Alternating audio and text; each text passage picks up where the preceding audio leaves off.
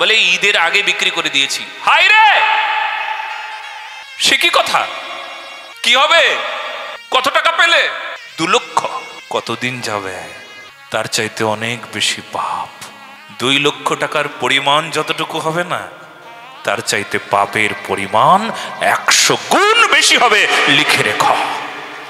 গোমাতা মানে বিশ্বস্য মাতর গাব, বিশ্বের মাতা। তার প্রতি একটা বিরাট দায়িত্ব, কিন্তু বিশ্বের মাতা।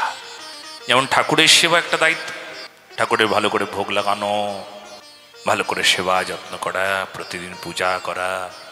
মন্দিরের বিগ্রহের প্রতি যেমন সেবকের দায়িত্ব, সেব্য সেবকের সম্পর্ক, গোমাতার সঙ্গে ঠিক একই রকম সম্পর্ক।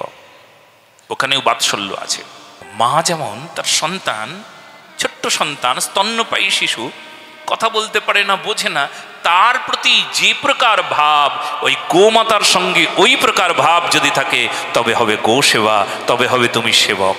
কথাটা একদম মনে রাখতে হবে। কেমন ভাবে সেবা করবে গো সেবা? তাকে কেমন ভাবে খাওয়াবে? তুমি উপলব্ধি করতে পারবে ওর খিদে পেয়েছে। আচ্ছা, যদি বাছুর না হয়, দুধ না দেয়, তাহলে কি ভালো মতন খেতে দেয়? আজকাল মানুষেরা, স্বার্থপর মানুষেরা, দুষ্ট মানুষেরা খেতে দেয়? এ বড় লজ্জার বিষয় না? এ আমাদের সনাতনীদের লজ্জা না?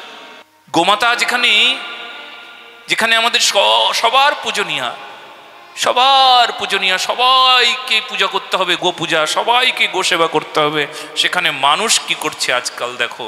গো সেবায় মন নাই, অথচ 56 ভোগে মন আছে।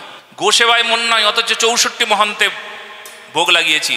বাবা, কয়েক লক্ষ টাকা খরচা করেছি, কয়েক হাজার ভক্ত প্রসাদ পেয়েছে, গো সেবায় কিন্তু মন নাই।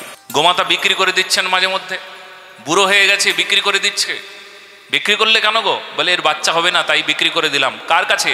বলে ঈদের আগে বিক্রি করে দিয়েছি। হাই রে, সে কি কথা? কি হবে? কত টাকা পেলে? 2 লক্ষ। কতদিন যাবে? তার চাইতে অনেক বেশি পাপ। 2 লক্ষ টাকার পরিমাণ যতটুকু হবে না, তার চাইতে পাপের পরিমাণ 100 গুণ বেশি হবে, লিখে রেখো। মহারাজ, তাহলে বিক্রি করা যাবে না?